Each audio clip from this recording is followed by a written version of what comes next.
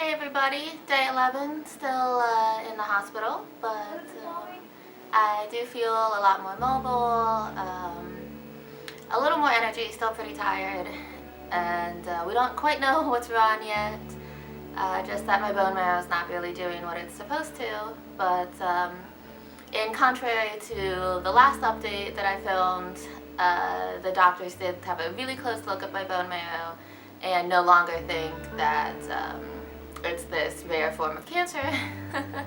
So that was pretty good news. We still don't know what's wrong, so I'm kind of keep my expectations level, but it was pretty scary waiting for the verdict on that. But for now, it's really just a waiting game. It's actually only the second time I've really left my room other than for procedures over the last 11 days. So it's a pretty big deal for me right now to see outside my room and be mobile on my own. I'm pretty proud of myself. They've also been giving me sort of double doses of steroids, so I have an IV back in. But hopefully they really think this will make me feel a little better. Smallberry and I had our first ultrasound. It wasn't scary, pretty interesting actually. They wanted to make sure my spleen wasn't enlarged. Still hate IVs, but can I pretend like my bandages are part of an Iron Man suit? Feeling pretty superhero-like. Hopefully this is the medicine my body finally needs.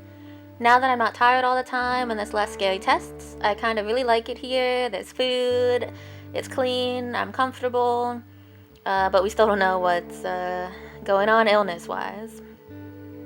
3 days on steroids, apparently. They hope that it will kickstart my bone marrow to start making cells again. I really haven't washed my hair much in the last couple weeks. Do you think my hair will recover from this mess? Throwback to when the doctor said I'll write down some things we're looking into. You can Google them to stay up to date. It turned out to be really bad cancer. But, yeah. Still surrounded by very huggable items. Out of curiosity, I called asking for the current bill. 12 days in the cancer center with tests is currently $68,000 and $132. And I'm still here. But I have good insurance and a job, so no worries at all. Apparently. I'll look into that later. 3 doses of IV steroids does make you pretty energized. Vlogging, watching Elf, lots of good vibes. Day 12. Also to the 22% of haters that voted no on the hair recovery poll, after 3 hours of brushing, it's back.